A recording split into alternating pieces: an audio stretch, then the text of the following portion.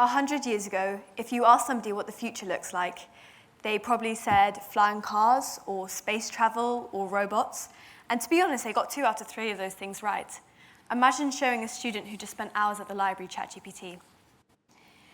If you ask somebody today what the future looks like, the optimist says it looks greener with a better use of technology, a healthier population, and more social equality.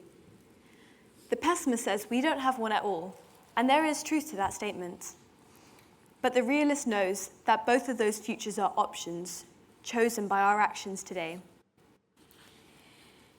If I tell you that species are going extinct at 10,000 times the normal rate, that CO2 levels have risen from 280 parts per million pre-industrial revolution to 420 today, that by 2050 it is estimated that 1.2 billion people will have been displaced due to climate change. You know that already, right? Because it's everywhere. It's on social media, it's in the news, it's in TED Talks. We can even see it in real life. I've lived in the UAE since 2010, and it has always been so hot. But 5 years ago, the summers weren't anywhere near as long or as severe as they are today. In fact, just a few weeks ago, the UAE recorded its hottest May temperature for the second consecutive day at 51.6 degrees Celsius. So it's everywhere, we get it. There are climate activists all over the world fighting for change and urging governments to take a stand. Some of them do, some of them don't. We as a species don't have a big world government that can make a policy that everybody has to implement. That's the whole point of countries, isn't it? That we have different laws and regulations. But how real are those differences really? A border is an imaginary line between two nations, separating the imaginary rights from one from the imaginary rights of another. Over a century later, this feels more relevant than ever. I agree with Ambrose Bierce, a short story writer, a journalist, and a poet on this, because countries and governments and borders, they are social concepts, really, that are important in some ways, but our planet faces a crisis, not individual nations. My blazer is a UK size 8, and it fits me fine. My little sister is 7, and if she put it on, it would be like a dress on her. It would be right down to her knees. If my brother put it on, he would barely manage to get an arm through. The blazer has the same purpose, but very different fits on all of us. And the same logic can be applied to countries making environmental change. A one-size-fits-all policy does not work. There are 4 major types of landforms: mountains, hills, plateaus, and plains. Each kind of terrain is facing different challenges and therefore requires different solutions. Whilst we're here, let's talk about the UAE.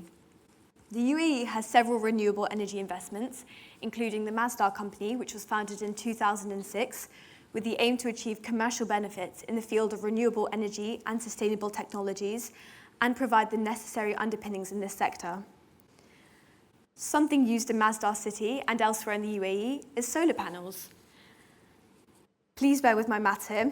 It is not my strong suit. However, picture TEDxCranleigh Abu Dhabi, a huge campus with a football field, several different facilities, and 6 different buildings. Now think of 130 Cranleigh-sized spaces covered entirely with solar panels. That's not right. Double that. 260 Cranleigh-sized spaces is the size of the Al Dhafra solar power plant, the largest in the world. Why do these work so well in the UAE? Because of the sheer amount of sunlight and solar irradiance we receive practically all year round here in the UAE.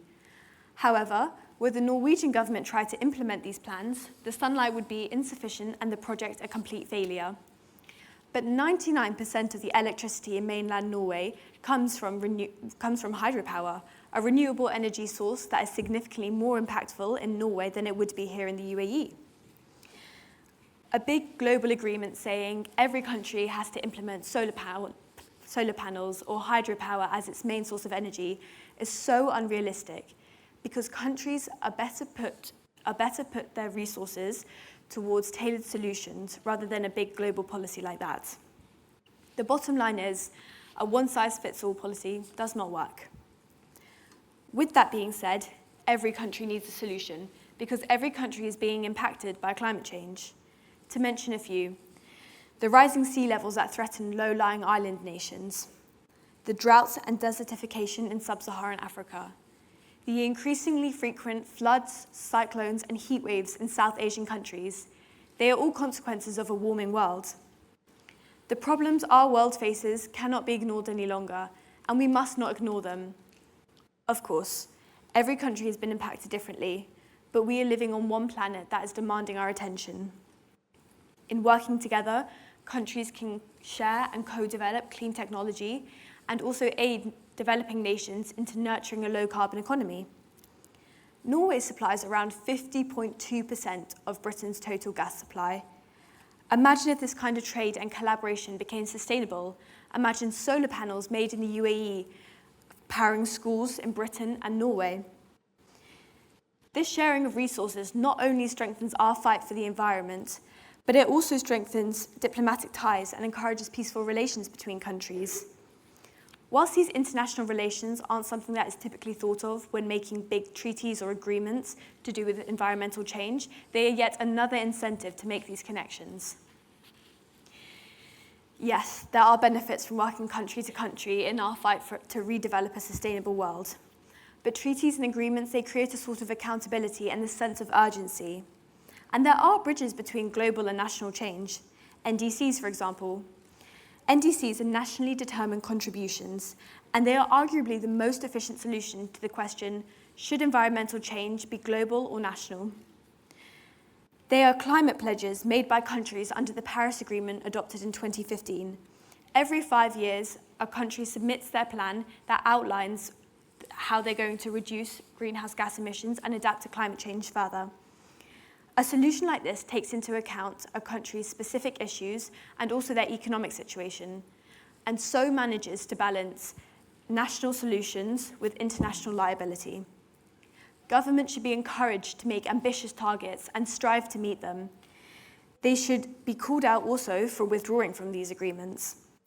Through social media or representatives, we should push for international collaboration, not just for making commitments, but also for supporting other nations and sharing international environmental innovation. If the air we breathe crosses borders, why should our solutions be confined by them? We need global commitment with national solutions and individual awareness, and that starts with you. Thank you.